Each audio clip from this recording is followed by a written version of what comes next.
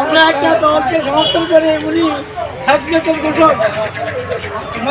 আসন্ন জাতীয় সংসদ নির্বাচনকে কেন্দ্র করে ফরিদগঞ্জ উপজেলার ১ নং বালিথুবা ইউনিয়নের ৫ নং ওয়ার্ড খারখাদিয়া ও ১ এবং ৩ নং ওয়ার্ড শগদিরামপুরে বিএনপির মনোনীত প্রার্থী ও ধানের শীষের পক্ষে নির্বাচনীয় গণসংযোগ করেছেন ওয়ার্ড বিএনপি ও বিএনপির বিভিন্ন অঙ্গ ও সহযোগী সংগঠন।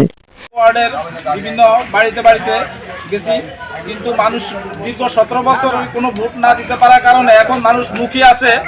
আগামী ১২ তারিখ কখন আসবে, এবং ১২ তারিখে আমরা যা সাড়া পেয়েছি সবাই ধানের শীষে ভোট দিয়ে এই খারখাদিয়া থেকে বিপুল ভোটে বিজয় করার জন্য আশ্বাস দিয়েছে ইনশাআল্লাহ।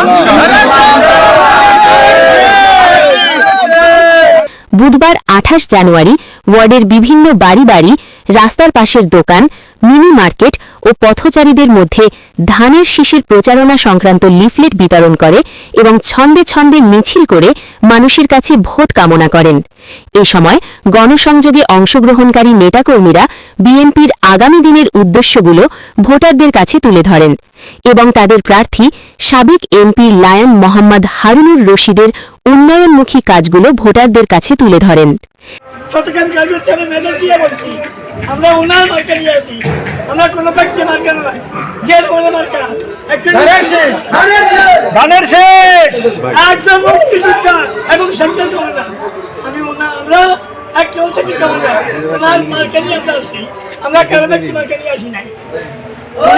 এই সময় উপস্থিত ছিলেন ৫ নং ওয়ার্ড খারখাদিয়ার বিএনপির সভাপতি মান্নান গাজী, ওয়ার্ড বিএনপির নির্বাচনীয় কার্যক্রমের সমন্বয়ক নাসির উদ্দিন লিটন, বিএনপি নেতা মোহাম্মদ হারুন পাটোয়ারি, রেজু বেপারী, মোহাম্মদ ইদ্রিস গাজী, জসিম বেপারী, জাফর গাজী, ইসমাইল ভূঁইয়া, কাদির খান, আনোয়ার হোসেন, মাহবুব হোসেন, হারুন শেখ, কবির ঢালি, রাসেল বেপারী এছাড়া একই দিনে ইউনিয়নের ১ ও ৩ নং ওয়ার্ড শগদিরামপুরের গণসংযোগে উপস্থিত ছিলেন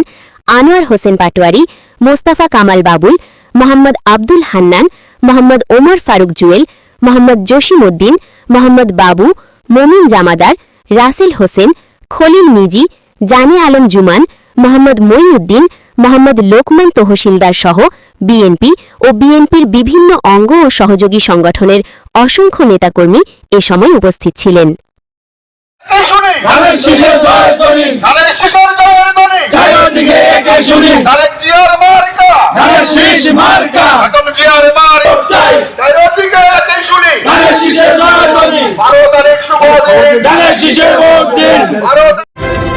বাংলা নিউজ ২১ চেতনায় সত্য প্রকাশে অঙ্গীকারবদ্ধ।